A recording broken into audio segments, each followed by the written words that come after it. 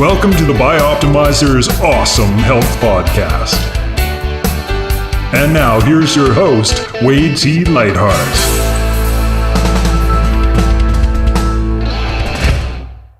What if you could double your energy naturally without caffeine or stimulants in just 3 short months? It's not only possible, you can transform every aspect of your health if you follow the 12-week blueprint we've created for you in the Awesome Health System.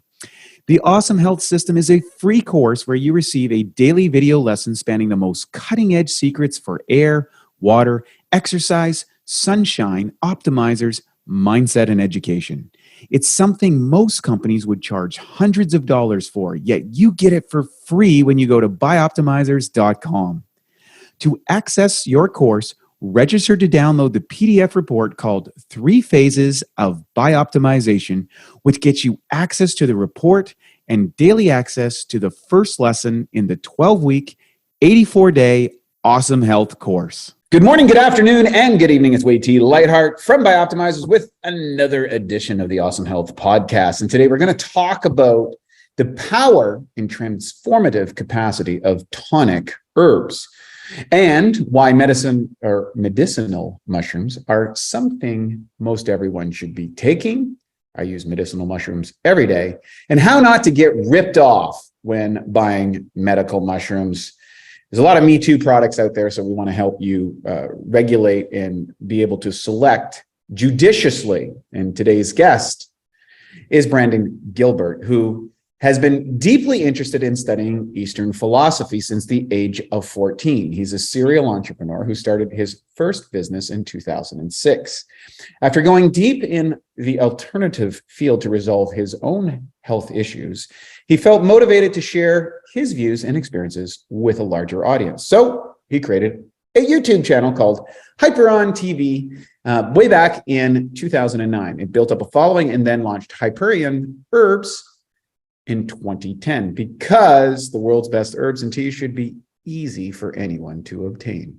He's taught many classes and workshops on a variety of subjects ranging from alternative health and healing modalities, herbalism, internal arts, and Eastern philosophy. I believe you're just getting ready to head out to my favorite place on the planet, Bali, Indonesia. So, hey, welcome to the show. Yeah, thanks so much for having me on. I really appreciate it.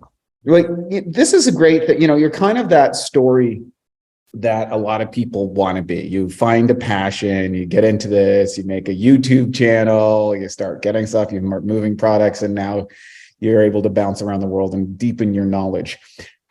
Give us a little background in kind of how did that germinate as a serial entrepreneur, getting into Tai Chi, herbs, these type of things. Yeah, I mean, I'm always kind of humored when I hear my story repeated back to me. And then sometimes people are like, wow, that's so cool. But my experience of it was all pretty much accidental. It was never really intended. It was not ever something I necessarily sat down and thought was even possible. And if you would have met me earlier in my life, you would have been like, yeah, there's no way. I mean, I can relate to that, right? I mean, honestly, like a lot of the biggest decisions I've ever made in my life were made on just kind of like a hunch or a gut instinct, whether it was to radically change my diet or go on a retreat somewhere or start a business or start a YouTube channel or do any number of things. It was just one, like I remember when I was just getting into health and I decided to be vegetarian when I was like maybe, I don't know, this was probably 2002 or 3 or something. I didn't even know what it was. I remember distinctly, I worked at a library. So I was like reading tons of books all the time about a ton of different subjects, stuff that I was interested in, stuff that I wasn't interested in, just to kind of stretch my brain and kind of widen my horizons and try to just get exposure. And then one day I was sitting there looking through a magazine and I was like, I should be vegetarian. And then I was like, yeah, all right, I guess I'll do that. And then I was like, well, first I need to figure out what that is, what that really means, and what that really entails, because I lived in a small town in Indiana with probably 20,000 people. And, vegetarianism, yoga, meditation, alternative health, they weren't really concepts that people were typically familiar with unless you wanted to be weird or kind of like ostracized or outcast. Sounds like the town I came from. Yeah. I mean, it's honestly, it's a great hotbed to kind of like make you really know who you are. because the contrast is so distinct that you have to like really fight for drawing your lines in reality, so to speak. Versus I feel like I have other friends that for example, they grew up in really supportive, open-minded households. And honestly, to me, they kind of just seem kind of boring and wimpy. Like, just that's how they feel to me. And they're great people, super nice, we're friends. But I'm like, you didn't struggle, you didn't overcome. Like, it's cool your parents loved you completely and accepted you and encouraged everything and were your best friend your whole life. But like, there's certain trial by fire and trial by tribulation that forms a certain degree of character and resolve, at least in my experience, or maybe that's how I'm justifying the way I was raised. That's excellent. I agree with you on that. I think I'm a disciple of the Nietzschean philosophy, that which does not kill us makes us stronger. I think it's the start of the Conan movie. You can obviously take that a little too far, but it served me well. And I do believe that I think for every man, and this is something internal to men themselves, for women, I think there is value in struggling to go from a boy to a man, and there used to be rites of passages, and that rites of passage should be difficult and should be hard because it's kind of welcoming you to the land of competency. And competency means that you can deal with difficult and challenging things. And once you've done that once in one area, I think it's much easier to accept your shortcomings in another area and know, hey, you know what? I can get better at this. I can follow a process. I can learn from someone. I could take a mentor. And I think it adds a level of humility and a level of confidence simultaneously, which a lot of people externally don't understand. They see overconfidence and call that, a dark side of confidence, as opposed to quiet confidence. Like, I kind of suck at this, but I think I can get better because I enjoy it. And I'm going to go find somebody to help me, go over this, or I'm going to put the time in, put the effort in, to put the study in it. And it seems like that. I mean, sometimes having that degree of overconfidence, or maybe you can call it being naive, is actually what you need. Because if you actually knew ahead of time what was required to be successful or to get something done, you wouldn't do it. There's no way. It's like, because it's like, I mean, I lived on like $300 a month for most of my adult life before I ever made any money in business. And this was working like insane hours. And like, at the time, I didn't realize it, but looking back, I was like, oh yeah, I was poor. Like, I was living in poverty. I didn't have financial support from family members, like pretty much from a very early age. I was just on my own, figuring stuff out. And I think what you brought up is a really great point. And I think it's very easy to develop all these ideas about yourself and your image and your confidence, your ego, and develop all these ideas about the world. But unless you like stress test them, unless you face adversity, then you really see what's useful, what isn't, what's true, what isn't. You actually see what's inside of you. And usually it's not what you think, and it's not necessarily always that pleasant, where it's like you can be overconfident of like, I can do this. But then you're also like terrified because you're like, well, if this doesn't work, like I'm kind of screwed and I'm going to look like an idiot. And it's this weird kind of like bipolar ride of being an entrepreneur that I've noticed, where it's like, it's the greatest day of my life. And then it's like, this is the worst day ever. Oh, it's just like. It's one of the dark sides, I think, of the social media. Right. Now, because what happens is we have kind of this curated representation being promoted on the internet, and that goes into kind of like all of the things that you might scroll on an Instagram account or something like that collectively makes it look like everybody's life is better or easier, or they're more confident, or they're wealthier, or they're better looking, or they're whatever the thing is that you're worried about, or thinking about, or whatever. It seems to amplify one's own deficiencies, because it's not a full representation of maybe or an accurate representation of that person's life. 100%. But our brains have a hard time of recognizing the difference between, okay, well, that person struggled to get there, that person worked hard to get there. Those things happen for that person, or that person, just because they're rich, powerful, and beautiful, doesn't mean that they don't wake up in the morning and have real problems. And so I think maybe over time we'll start to recognize a little bit more the human struggle. The human condition is fraught with challenges and struggle. I always say the pain trains come stopping at everybody's door in the human condition. It's how you can manage it, and how you can rise above the challenges we have. So with that, like, what got you really into the health industry in general? As you're an entrepreneur, you're kind of finding your own way. What drew you into it? I mean, the original seeds were just being interested in ancient Chinese philosophy when I was like 13 or 14. And that kind of like planted the seed of like, oh, this makes sense. This is kind of a direction I should go in, even though I didn't know anything about it. And then I discovered, like vegetarianism and doing yoga and meditation, just trying to like clean up my body and try to recalibrate. Because for most of my life, I was very athletic. I weighed like 140 pounds. I was on like all the sports teams. And then I quit all the sports at once and then started lifting weights. And then I gained like 50 pounds. I weighed like 190. I was just huge. I was all uncomfortable and like just tight. And then I was like, well, I need to get out of this. So then I started, stretching and doing sun salutations and trying to breathe. And then just by like changing those couple of things, I lost all the weight in a short amount of time. And obviously it helped being a 20-year-old, male. It's very easy to just drop a bunch of weight super quick. And that kind of just got me going of like, well, I'm really depressed. I'm really angry. I don't feel any connection with anyone or anything in my immediate surroundings. And I don't see any solutions in my surroundings because I'm looking at the lives they have. And I say, that's not for me. That's not what I want. So I'm like, there has to be another way. There has to be an alternative. There has to be something different. So that was kind of the initial push to be like, well, if I want something different, I'm probably going to need to do something different, or at least pull from a different source, because I was fortunate and lucky to have the internet from a young age. So it kind of planted the seed of like, there's more to the world than what people see and think and believe in your small town. And I mean, I was a weird kid from as far back as I can remember. I remember getting made fun of when I had the internet because people were like, oh my God, you're talking to people on the internet you don't know? You're insane. Right.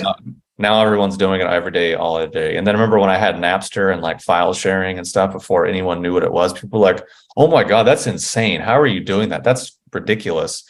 And then, a month later, like, hey, can you get this song for me? Hey, can you get this CD for me? And then when I was doing things online and social media, and then even when I was doing yoga and meditation in like 2002 and 3, there weren't yoga studios on every corner. It wasn't the industry. It was like you were weird and you really had to seek it out. So that was kind of just me basically trying to solve problems and not be in pain all the time. I mean, is really what it comes down to. It's kind of like even when I started Hyperion, I honestly didn't want to start it. I didn't want to do anything related to health at all. I was kind of burnt out. I was kind of done with it because my first business in 2006 was like a brick and mortar elixir bar in Louisville, Kentucky. And that was 2006 to 9. And I was just like, I'm done with this. I'm tired of health stuff. Like, I don't want to deal with it. But then I had all this like business internet marketing knowledge that I had accumulated around that time, that I had all this herbal health knowledge. So I was like, well, what's the easiest, quickest business for me to start? And I was like, oh God, I guess I'll do this like health herbalism thing.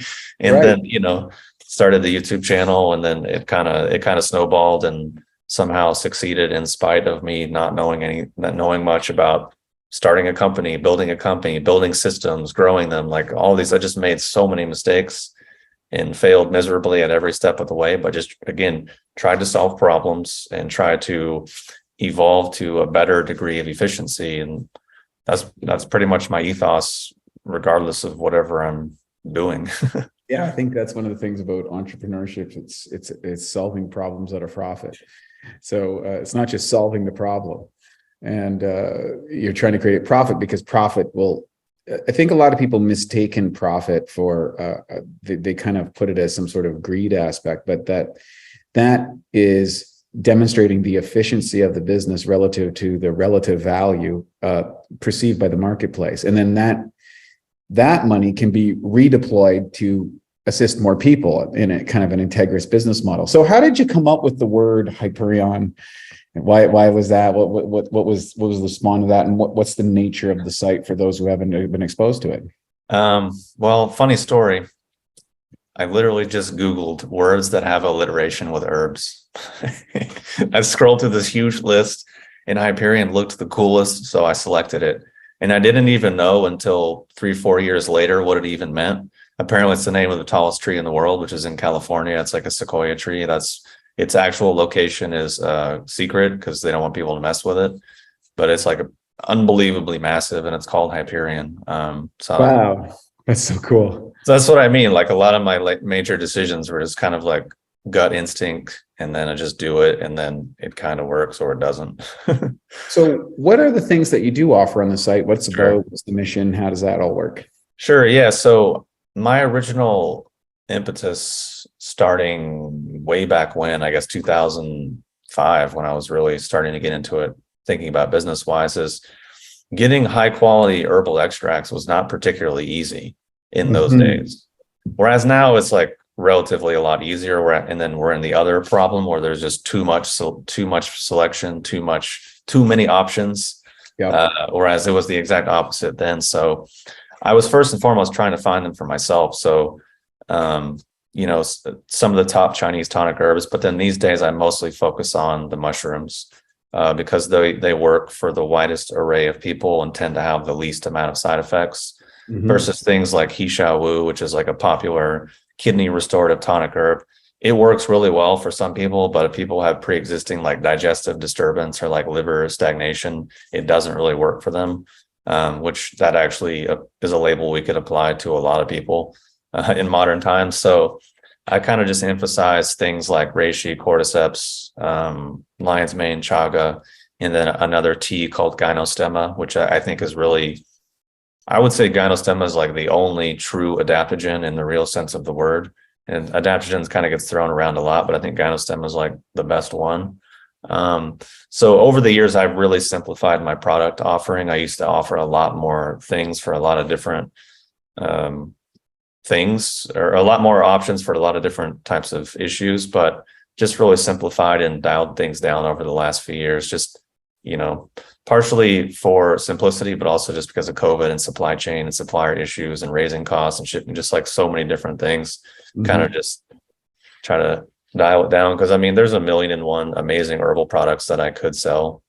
Because my other thing is that everything that I sell, I have an intimate knowledge and experience with that goes back at least 15 years. Because when I was first starting off with herbs, I had no money.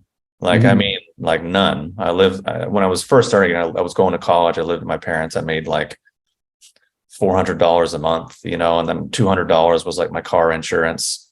And then, so maybe I was working with $150 a month to like eat and whatever. So I didn't have, a lot of money to spend on herbs and supplements. So I was working with the raw materials in their purest state, making teas, making tinctures. I would do, extended fasts and just take one herb and just like fast for 3 days and just take reishi and feel what exactly is it doing. Wake up in the morning, do a bunch of yoga and drink water, and then take reishi and then sit and meditate for 2 hours and then just kind of observe changes. And then I would do that with most of the herbs to develop a pretty intimate knowledge for what they actually did and how they affected me. And that's what allowed me to make so many videos, because on my YouTube channel, there's over 700 videos, plus the hundreds that I've deleted, plus the hundreds that are on private websites. So it's like, I've literally spent thousands of hours talking about these herbs, and I did a whole 8-hour audio course just on reishi. I used to be a little more sciencey, and I could quote research articles and stacks and statistics, but not really my mindset anymore. So the mass majority of what I was saying in those thousands of hours of talking about herbs was not science-based.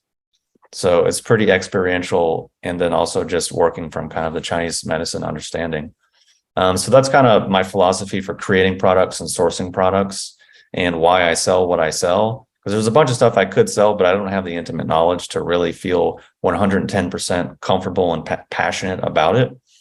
So you bring up something that's really, I think, a lost skill, and that is using fasting or elimination diet and then really getting into a product and experiencing it firsthand. And when you do that, I find that people who do go down, and that's a route, I think, where a lot of the discoveries happened a long time ago, and where the intimate knowledge around these herbs emerged originally by self-awareness and self-experimentation. And then that led to research, that led to this stuff. But at the end, the people who really founded the foundational concepts and ideas around these products, that's how they did it. It's something that's in kind of this kind of digitally driven biohacking, more data world. We've left behind, I think, the greatest tool that an individual has, and that is the ability to observe how something impacts them. What is your strategy around the observation process? Because I'd like you to share with it. It's not something that people talk about. I use it in my own methodology. Right. I had the advantage of growing up without the internet and all the digital stuff and all those things. So I'm one of the last of the Mohicans. Yeah. And because of that, and because of my early bodybuilding career, I was forced into the observational mindset of what was going on in my body.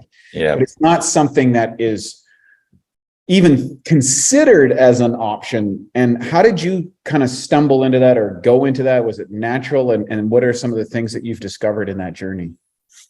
I mean, I think maybe it came from playing a lot of sports. It just maybe gave me that somatic kind of awareness of, because I was obsessed. All I was doing when I was a kid and teenager, just always doing sports, running, baseball, basketball, soccer, tennis, football, golf, like whatever. Because like my parents, at the time, I hated it, but now I look back and I appreciate it. They were like, go outside. I'm like, I want to watch TV. I want to play Nintendo. They're like, no, go outside. Go play with your friends. So I was like, well, I guess I better play a sport, because nothing really else to do in small town Indiana in the suburbs. It's not like, well, I'll walk to the city. There wasn't one. Mm-hmm. So maybe that gave me some of that initial somatic awareness, or maybe just having a really stressful childhood. I think maybe kept some of those innate abilities, because there's a survival mechanism that kids have where they can kind of like non-verbally know what someone else is thinking and feeling. Mm-hmm. But usually developmentally, kids go out of that because they don't need it, because they use language and communication and like kind of adult skills. But if you have a really stressful childhood, you actually never develop out of it. And sometimes this is what people mistakenly think as like being empathic or like an HSP or whatever, which that's a whole other thing. But I just think for whatever reason, I didn't actually lose that. I kept it because my childhood was pretty stressful from day one up until I left my parents' house. So I kind of always just had that. So I think that was a useful thing in terms of like taking an herb or like eating a food. I mean, it also can work the other way where I feel negative things a little more strongly. But I think it was just something innate. And I was like, I think maybe learning about vegetarianism and yoga and like cleansing the body and kind of like peeling back the layers. Because, a lot of what we do emotionally and psychologically, and especially as it relates to food, is heavily, heavily based in avoidance, I think. Like people are constantly eating to like avoid something, or they're super angry all the time to avoid something, or they're consuming all this information to avoid something. So when you do a restrictive diet or lifestyle, or you just literally sit quietly with yourself for like an hour, that's a restrictive thing. You're removing the stimuli. So everything that's actually happening becomes more apparent to you, for better or worse. Because like if it's good and happy inside, then great. If it's not, then that's not necessarily that pleasant. It was just something innate, and also probably something that I'd picked up from, reading yoga books and things of that nature. And it just kind of like something clicked, because also too, as soon as I started taking Reishi, I just started getting a lot more kind of intuitive or gut feelings about things, and like, do this, do that, don't do this, don't do that. Like my creativity went through the roof. I was never musical, I was never creative, and all of a sudden I'm like filling up notebooks, like recording music all day and just like nonstop. And it was just something like, I can remember explicitly the moment that something switched in my brain. And I think it was large in part the herbs, and then also, of course, like doing yoga and actually eating better and like getting rid of the inflammation in my body. Because the inflammation really holds a lot of people back, I think. Yeah, I think yoga is the science of subtleties, and you refine perception in a way that you're able to pick up the softer tones, which are oftentimes more influential. Was there a style of yoga that you got into, or was it? Yeah, it was Sivananda. Okay. I liked it because it was old school and they had a system and a routine. And it was like very, I can't remember what the book might be The Complete Illustrated Guide to Yoga by Swami Vishnu Devananda. But I had that book and like, that was like the Bible to me. I was like reading it all day, every day. Yeah. And then also went and stayed at one of their ashrams in Grass Valley, like 2004 or 5 maybe, and stayed there for a week or two. You know, I was working like 3 jobs. I saved up all the money I could. I thought I had like $1,000. I was like, oh my God, I got so much money. I got to do something. Yep. Bought a plane ticket, went to this ashram, but that was like pretty life-changing. Just to be doing, God, like 5-6 hours of yoga every day. Like I started having out-of-body experiences while I was there, even though I didn't know what they were. And then once I learned what they were, I looked back and realized like, oh, I was having those like every night. Okay. But it just, yeah, go ahead. I was going to say, it's just one of those weird things that I think happened because things in my body were opening up. Now, when did kind of the herbology kind of start fusing with that? Was it simultaneously, or was there one before the other, or did they become kind of complementary? How did that evolve? I feel like the yoga and meditation was first. And then when I heard about tonic herbs, it was within the context of, oh, these are things you can take if you want to enhance your practice or enhance your meditation or enhance whatever, because there are herbs that are not used because you're sick or because you have a cold or because you want to give yourself the diarrhea or something. That's used by people who are on a path of, let's say, personal development and can help you develop. And I was like, okay, that's for me. Because before that, I was just like, oh, herbs are dumb. Like herbs don't do anything. They're stupid and whatever. And then I heard that and I was like, okay, that's interesting to me. So what are some of the herbs that you feel have been most impactful for yourself or the people that you've worked with? I mean, definitely reishi. I mean, it's been my best-selling product since 2006. I mean, it's like that one has it changed my life pretty profoundly. And I've gotten numerous emails from clients saying similar things, just because of the way it can change how you relate to your stress response, which sounds like kind of a mundane concept, but is actually rather deep. Because I would say with a high degree of confidence that the vast majority of our personality is an adaptation to our stress response, which can show up in many different ways. Because I think, at least personally, from what I've seen, what drives a lot of us is conflict and reproduction. I mean, I know it's kind of maybe a little too Freudian, but if you really distill things down, why people do things, why people are sad, why they're happy, why they're depressed, they're not getting something they want or they think they deserve, or that something isn't the way they think it should be, or they're trying to win the favor or impress someone for fill in the blank. Yeah. Or maybe it's just me. Maybe I'm just a really simple-minded creature. I think I have the feeding, fighting, and you can figure out what the next one is. Yeah. Replication. Yeah. And these are subconscious drivers, and as all organisms on the planet require an external energy source in order to survive. So that's the foraging, the curiosity, the driving aspect, right. Consume. There's fighting, that's defending other organisms from us that might be wanting to eat us for energy, their energy source. Yeah. And then finally, the replication, the desire to replicate, because you want to pass, you want to get enough energy to survive. Then you want to defend yourself from other people trying to eat you. And then you want to replicate as many of you. That's the genetic story, essentially. And we kind of, those drives get masked by a whole level of complications and development. But at the end of the day, those are really, really primal. And even I think a lot of spiritual drive that comes, to become enlightened or to merge with the infinite or to expand one consciousness are in some ways a survival mechanism of the ego, even though the idea is to transcend the ego. And so there's these weird inversions that start to happen in a spiritual practice that I think becomes as entertaining as kind of exciting in its discovery. It's Yeah, absolutely. It's a great journey. So, and then what are some of the other herbs maybe that have influenced your journey?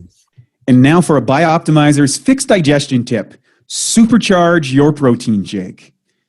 Everyone knows protein shakes are a great way to sneak in extra protein, build more muscle, even replace meals and burn more fat. The problem is the highest quality protein typically absorbs at around 40%. One way to fix this and dramatically increase how quickly and effective your protein shake digests is to add 2 to 3 capsules of Masszymes into your shake. One research study showed that pre-digested protein during a meal increased muscle growth significantly. To take advantage of this, just blend the open capsules into your shake, and within 15 minutes or less, the enzymes will have begun to break down the protein into amino acids. This can make your shakes at least 2 to 3 times more potent. Some people do this and sip on their shake while lifting to provide their muscles with a steady stream of amino acids during their workout.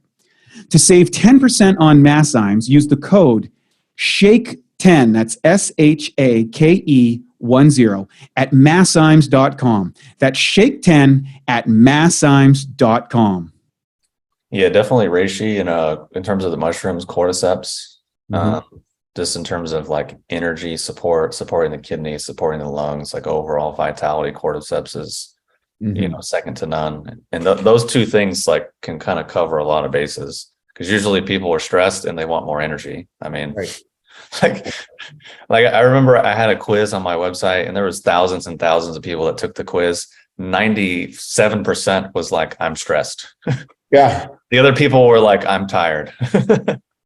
And people probably wish they could have checked both, to be honest. Right. So, yeah. And oftentimes it's the tiredness is just an exhaustion component of not being able to manage the stress in a way that uplifts you. Yeah.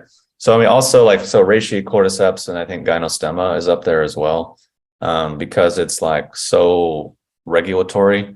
Like you can take it in the morning, it lifts you up. You can drink it at night, it kind of puts you down a little bit. You drink it anytime, it just kind of helps you find homeostasis. And it modulates like so many things in the body that it's like we could do a whole 12-hour podcast just on that.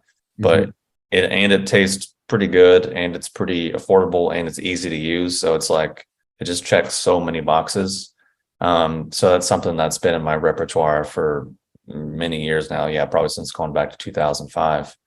And I mean, there's a ton of tonics, but I have to say those are probably like the top 3 that have had the biggest overall impact.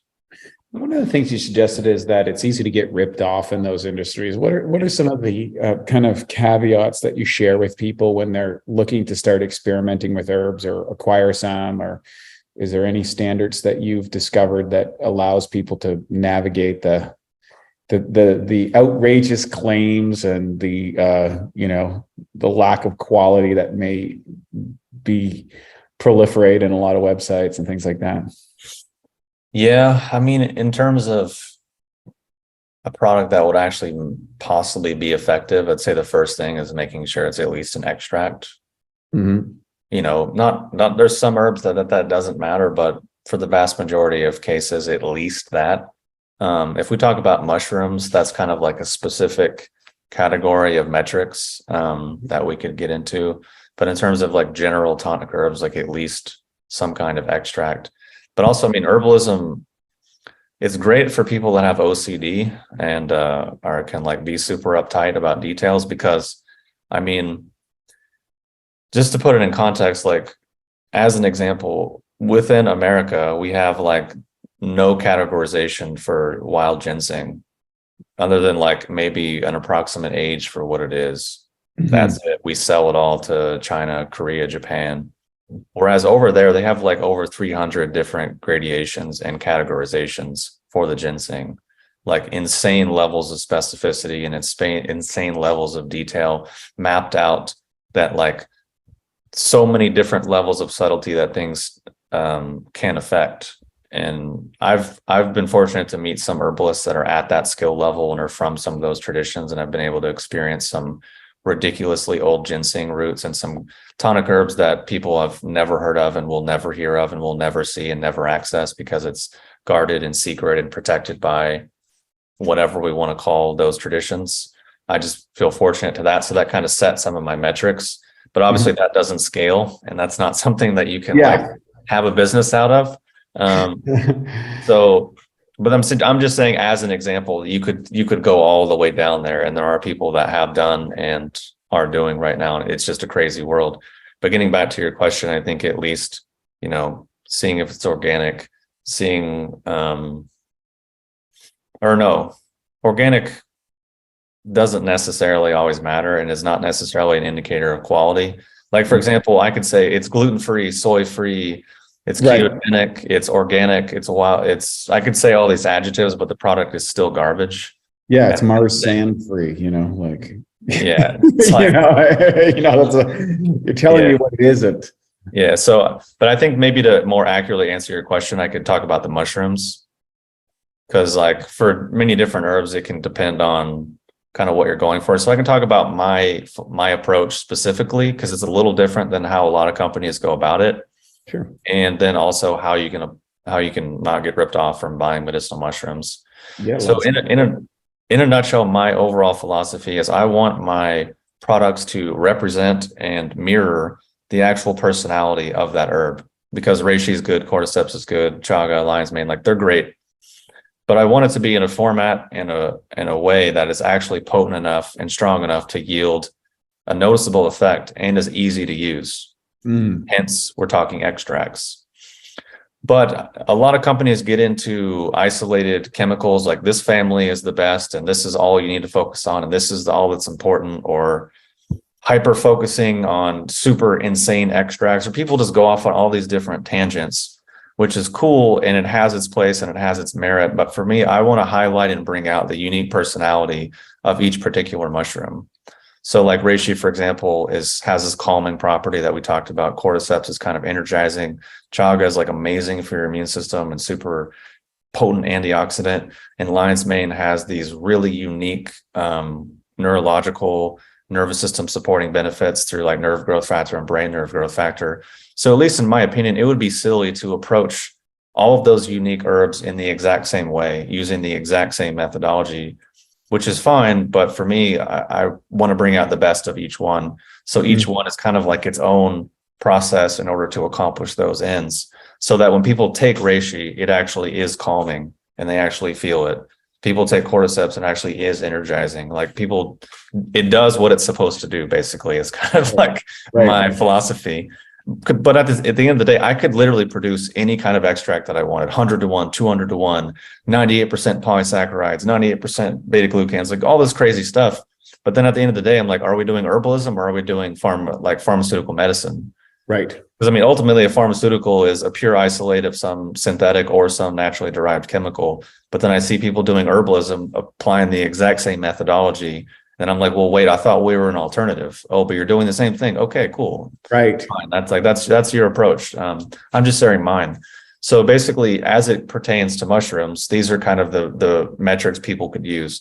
First, how is it grown? Is it grown on wood, or is it grown on corn, rice, soy, whatever else? Ideally, you would want it to be grown on wood, and you would want it to be the fruiting body. There are some exceptions to that, which I'll get into, but ideally, grown on wood, fruiting body. Third is an actual extract. Because if you just take reishi mushroom that was grown on wood at like insane elevations and picked at the peak time, and then you just ground it into a powder and eat it, you're not going to get anything out of it, because it's like eating wood. Your body can't break down the wood fibers in there. So that's the importance of an extract. So that's kind of like the easy kind of schema people can apply if they're buying a mushroom product. How was it grown? What was it grown on? What form is it? And is it an extract? And I say that because a lot of companies are just selling mycelium that's grown on brown rice or oats, which is cool for them because it's cheap, quick, and easy to produce, but it's bad for the consumer because the mycelium can only consume 50% of the growth medium. So the product you're buying is 50% brown rice and 50% mycelium. That's so you take it and it tastes sweet. You're like, great, mushrooms are delicious. But in terms of the overall efficacy of that, it's going to be very low, if at all. I mean, it's obviously not harmful, but it's probably not going to yield the effects. And then so people, it all comes back to when I worked in health food stores and I would see people buy products off the shelf and be like, oh, herbs are dumb. They don't do anything. I don't feel anything. And I'm like, well, those don't, but herbs can do something, and you can feel them, and they can be quite potent. So that's kind of like, I try to carry that over into what I'm doing. And let's talk about maybe some of the education that you've done in Hyperion. So what got you into producing all these videos explaining stuff? I mean, that's a lot. It's an incredible body of work that you've put together. What drove that? I mean, probably just anxiety and lack of social skills. It's not really socially appropriate to do a 60-minute thesis on Reishi, so it's like, I needed some kind of outlet for all this data that I was just processing through. And also just like, it's enjoyable. I like talking. I like sharing ideas. I like creating things that I wish existed. Like, I wish there was a video on this. I wish someone would do all this in-depth stuff on this particular aspect of the mushroom. Like, okay, well, I should do it because it doesn't exist, and I would like to see it. So that's another piece of it. And then also too, to like try to help people to some degree. Because I mean, for a lot of my life, I didn't want to be alive. I was in a lot of pain. I was very miserable. I've experienced the variety of negative emotions to a pretty extreme degree, because when I do something, I go all in, even if it's bad for me. So I can empathize and relate with people pretty strongly because I've gone through a lot. So genuinely, like, if I can do something to point someone in the right direction, or maybe help them get out of a bad cycle or pattern or habit, then great. And if I can do that in a way that's fun and entertaining for me and, whatever, then cool, it's a win-win. And where did Tai Chi come into play? And can you explain it and maybe its differentiation between, say, yoga or herbalism? Yeah, I mean, Tai Chi is kind of traditionally would go back to as a branch of Chinese medicine, because a lot of people don't know that traditional Chinese medicine, there's no such thing. It was invented in the 50s by the communists. Prior to that, herbalism and acupuncture were never practiced together. Qigong and Chinese medicine were never practiced together. They were all these separate branches. There was all these competing philosophies, competing schools, competing lineages, and everything was just all over. And they tried to put it all together. And I mean, it kind of sort of worked, kind of. And there's a lot that was lost. So for me, I would say doing internal arts is probably the most potent and effective thing that I've ever done. And it's allowed me to genuinely not require really herbs and supplements, really not require intervention from external sources. I'm able to eat pretty much whatever I want. I can sleep a lot less and wake up and I feel fine. I recover faster. My whole inside of my body is completely softened and transformed, but also quite strong. My flexibility is like more than it's ever been. All these crazy things. And I'm like, I suck at it. Like, I'm just barely a beginner, because it's really genuinely one of the most difficult things that a person can do when trained to like the actual classical standards, which I will say doesn't really exist in modern times. And I don't mean America. I mean, even in China, most of what people are doing is just kind of like dance choreography with deep breathing and moving their arms around. Nothing to do with Tai Chi, nothing to do with actually adhering to the principles. And it is a way of stretching the body, but it's completely different than the way yoga works. It has a completely different engine. And it's one thing I talk about a lot in my channel is people try to lump all these Asian things into the same category because they think it's cool and like progressive, but it's actually disrespectful to the culture and the millions of people that, struggled and gave their lives to develop these arts, because they're all very distinct and very different when you really get into them. And they all have defining America through Hollywood or the NFL. Yeah, basically. But something like Tai Chi and internal arts is real difficult because we don't have the skill set or the external markers. Like if I were to tell you I was like an amazing concert pianist and you're like, cool, play me something, and I can't play you anything, you're probably going to be like, I don't really believe you. But if I'm like, I'm a 7th generation Tai Chi master and I've inherited this and I can do all these things, you'll just be like, oh, that sounds cool. I have no way to know whether or not that's true, but it sounds amazing. So cool. Good for you. And I would say large in part, that's kind of where we're at. So for me, whether it was herbalism or Tai Chi or internal arts, like my mindset is I want the best. I want the most authentic. I want the absolute pinnacle of whatever I can access based on my low level. And I'm always trying to push forward and do that. So I would say the herbalism and the Chinese stuff definitely led to that. and I'm extremely grateful. And then honestly, doing Tai Chi, I understand herbalism better. I understand Chinese medicine better. I understand the ideas and the concepts better because I experience them directly in my body.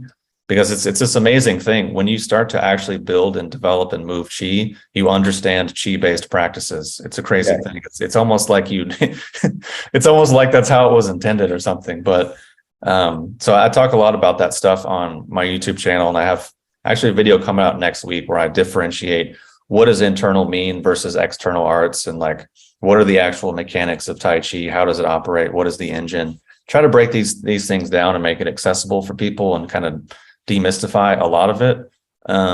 Because if, at least for me, like I'm super grateful and indebted to the teachers and mentors that I have had and that I do have, because if they never would have pointed out things to me, I never would have known. So I try to just kind of pay it forward and be like, hey, maybe you didn't know this, check it out. So then if someone's genuinely interested, you'd be like, oh, that makes sense. Okay, let me find the next thing. So yeah, I could talk about that stuff all day. It's beautiful. I think it's really great, and I think it's awesome that you're doing it. So, where's the future? What's going on for you in the future? Got a lot of things coming up down the pipeline, or new discoveries, or things that you're interested in? Yeah, I mean, in terms of Hyperion, I have a new mushroom formula coming out because previously I've always done individual things, and honestly, it's just to be totally transparent. It's almost like a spite product. And why I say that is because over the years, people will be like, your products, what are the beta glucans in your products? Or people will be like, your company sucks. You don't have beta glucans. You're garbage. And I'm like, dude, I've been around for 15 years. Like, maybe let's ease off a little bit. And like, you read a blog and now you're an expert and you're personally insulting like my life's work. Cool.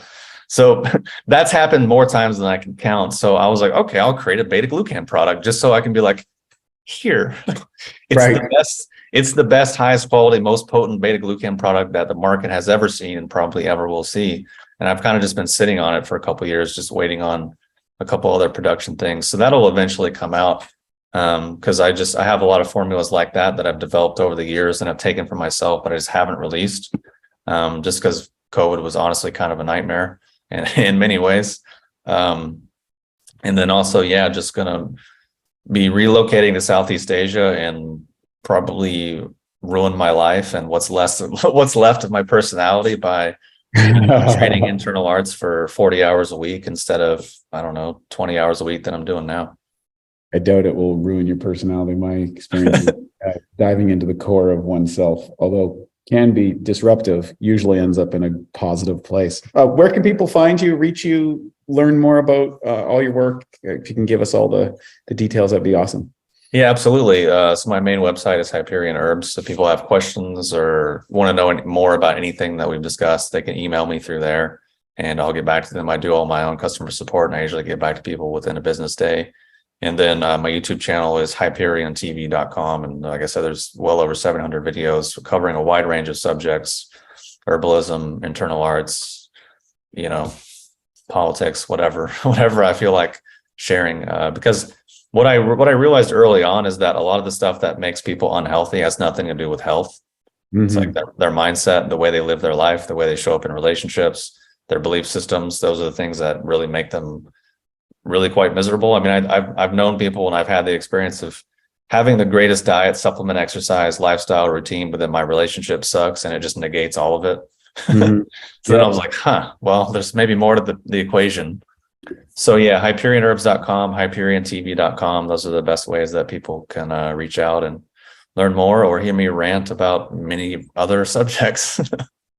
Well, Brandon, I wish you the best in your trip to Southeast Asia. It's one of my favorite parts of the planet. And I'm confident that great things are going to happen. And for our listeners, I hope that you'll check out Hyperion Herbs and Hyperion TV. I think it's very valuable. It's nice to see a young integrated man in the world doing good work and leveraging some of the great things that humanity has developed. So thanks for joining us today on the Awesome Health Podcast. Yeah, thanks so much for having me on. All right, everybody, you know how it goes. Smash it, like it, share it. You know the deal. It's Wade T. Lightheart from Bioptimizers with another edition of the Awesome Health Podcast. We'll see you on the next episode. Take care. And now for a Bioptimizer's fixed digestion tip: how to get away with eating sugar. Hey, look, sugar is normally one of the worst things for you. But let's be honest. I mean, we all cheat from time to time. And here's a little trick that will ensure your body benefits from the sugar. Now, before you eat or drink anything sweet, take 5 to 8 capsules of P3OM. The patented strain in the formula devours sugar so fast it literally doubles in the body every 20 minutes in the presence of sugar. That doesn't mean that you can or you should eat a bunch of sugar or sit around all day doing that. But on the days that you do cheat or you go after one of those maybe meals that you wouldn't normally do, this ensures that you get something in your gut that eats the sugar. And it's not going to feed the bad guys or spike your blood glucose nearly as much. So to learn more about P3OM and its sugar-devouring and protein-digesting properties and how it can transform your gut and metabolism, go to www.bioptimizers.com. Thank you for listening to the Bioptimizers Awesome Health Podcast. You can find more information at bioptimizers.com.